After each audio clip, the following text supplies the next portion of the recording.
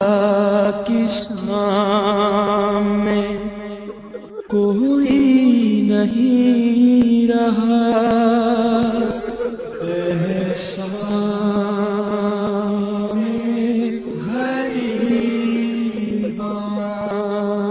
مظلوم کربلا کا سر تن سے تھا جدا، شام غریباں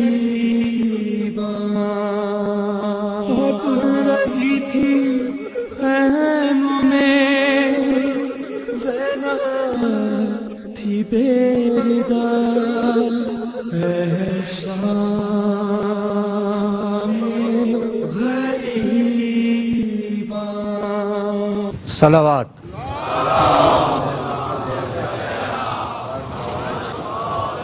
اعوذ باللہ السمیع العلیم من الشیطان اللعین الرجیم، بسم اللہ الرحمن الرحیم، الحمد للہ رب العالمین، والصلاة والسلام علی خیر خلقہ ونور عرشہ، حبیب الہ العالمین بالقاسم محمد وآلہ الطیبین الطاہرین المعصومین المظلومین، رب اشرح لی صدری ویسر لی امری واحلل عقدۃ من لسانی یفقہوا قولی۔ درود پڑھیں محمد و آل محمد پر۔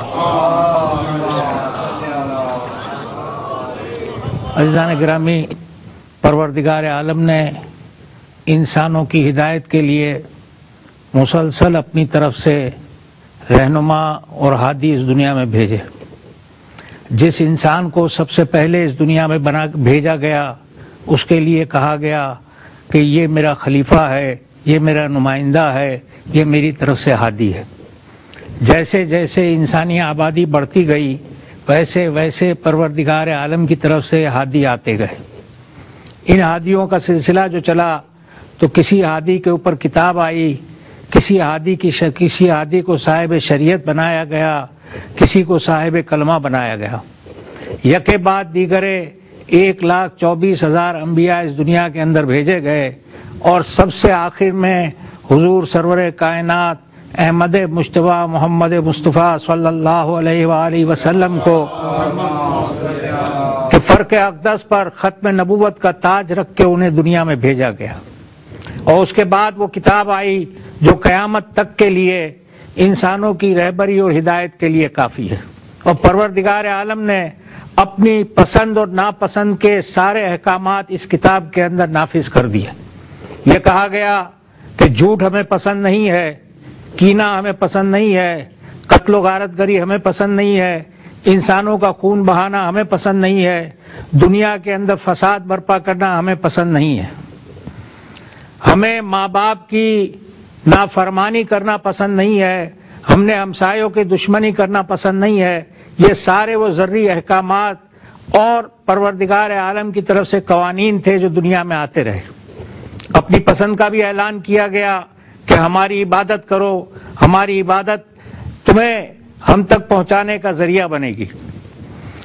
احکام شریعت کی تشریح شریعت لانے والے نے اس طرح کی کہ شراب کو حرام کیا گیا تاکہ تمہاری عقل معاف نہ ہو جائے، زکوٰۃ تم پر فرض کی گئی اس لیے کہ تمہاری دولت میں اضافہ ہو اور تمہاری جان اور عزت و آبرو محفوظ رہ جائے، معاشرے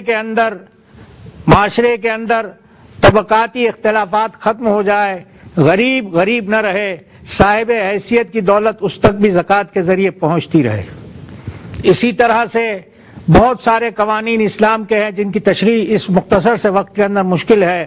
غرض کے سارے قوانین بھیجنے کے بعد جب یہ سارے قوانین آ گئے تو اس کے بعد کلام مجید کے اندر وہ آیت کا نزول ہوا، الیوم اکملت لکم دینکم واتممت علیکم نعمتی ورضیت لکم الاسلام دینا، دین کو مکمل کر دیا اپنے قوانین کے ساتھ۔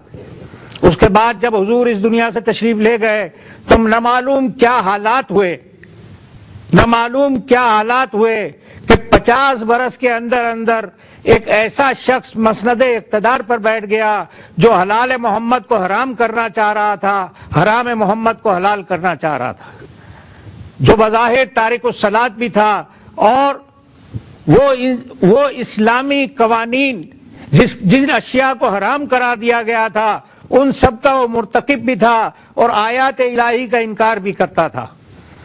اس دور کی دنیا کے اندر، اس وقت کے اندر کسی انسان میں جرأت نہیں تھی کہ اس کے خلاف آواز بلند کرے۔ اس نے محمد کے نواسے سے طلب بیعت کی صرف اس وجہ سے کہ اگر حسین بیعت کر لے تو اسے پھر کسی کی بیعت کی ضرورت نہیں ہے۔ حسین محمد کے نواسے بھی تھے، دین کے محافظ بھی تھے اور محمد کے نمائندے بھی تھے۔ حسین کے لیے اللہ کے رسول نے کہا تھا الحسن والحسین سیدہ شباب اہل جنہ، حسن و حسین جنت کے جوانوں کے سردار ہیں۔ حسین نے لعاب دہن ختمی مرتبت کو چوسا تھا، اس لیے حسین کی رگوں میں وہی خون دوڑ رہا تھا جو خون لعاب دہن ختمی مرتبت سے بنا تھا۔ یہ کہاں سے برداشت ہو سکتا تھا کہ محمد کا نواسا ایک فاسق و فاجر کی بیعت کر لے؟ چنانچہ حسین ابن علی نے انکار بیعت کیا اور 28 رجب کو حسین ابن علی نے مدینے کو چھوڑ دیا۔ حرم رسول کی حفاظت کے خاطر اللہ کے رسول کا یہ نواسا مکے کے اندر پناہ گزین ہوا۔ جب ایام حج میں حسین ابن علی کے قتل کے لیے حاجیوں کے بھیس میں حکومت نے چند قاتلوں کو بھیجا تو حسین ابن علی نے 8 ذی الحجہ کو حج کو عمرے سے تبدیل کر کے مکہ چھوڑنے سے پہلے حرم خدا میں آ کے اعلان کیا کہ میرے قتل کا منصوبہ بنایا گیا ہے، اس لیے 8 ذی الحجہ کو میں یہ شہر چھوڑ کے جا رہا ہوں۔ میں یہ نہیں چاہتا کہ میرے خون ناحق سے مکے کی سرزمین آلودہ ہو اور اس کا تقدس پامال ہو، میں اسے برداشت نہیں کروں گا۔ مکے کی حدود حرم میں ایک بالش اندر قتل ہونے کو میں تیار نہیں ہوں، اس کے باہر ایک بالش کے بعد مجھے قتل کر دیا جائے تو حسین اس کے لیے آمادہ ہے۔ فرزند رسول 8 ذی الحجہ کو مکے سے چلے، راہ میں بھائی کی شہادت کی اطلاع بھی ملی جسے حسین نے اپنا سفیر بنا کے بھیجا تھا، اس مسلم کے متعلق بھی اطلاع ملی۔ منزلوں پہ منزلیں طے کرتے ہوئے اس مقام پہ پہنچے جہاں پر ہر کے پیاسے لشکر نے راہ روکی۔ حسین جنگ کے لیے اگر نکلے ہوتے تو حسین چاہتے تو پیاسے لشکر کو قتل کر سکتے تھے، مگر حسین نمائندے پروردگار تھے، وہ انسان پہ ظلم کرنے کے لیے نہیں، انسان کی جان بچانے کے لیے چلے ہوئے تھے۔ حسین ابن علی نے مشکوں کے دہانے کھول دیے، پیاسے ہر کے لشکر کو پانی پلایا گیا۔ 2 محرم سن 61 ہجری کو حسین ابن علی وارد کربلا ہوئے۔